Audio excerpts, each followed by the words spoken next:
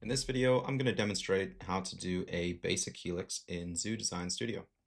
A helix is a three-dimensional spiral that is really common in making things like springs and threads.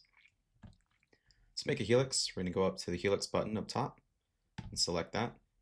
And for this option, we can select either an axis, an edge, or a cylinder. And for this example, I'm going to select an axis, which is one of the global axes, either X, Y, or Z. I will select the Z axis.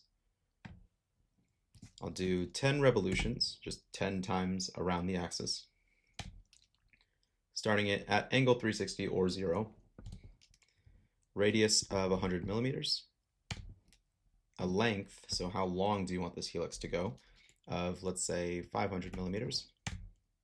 And then there's one more option. You can choose which direction you want it to go. For now, I will leave it at counterclockwise. And confirm. And there's our helix. I'll do one more example using a cylinder to create a helix.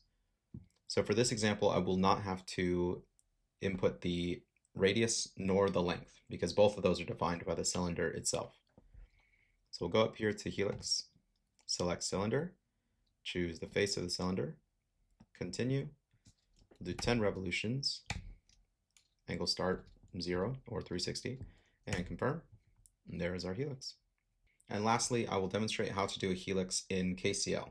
So first, we're going to open up the KCL code pane and then type helix. I'm going to hit enter to do an autocomplete. This will really help us out. It makes it a lot faster.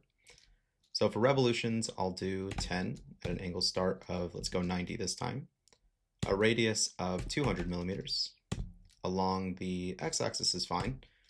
And we'll do a length of 1,000 millimeters or 1 meter.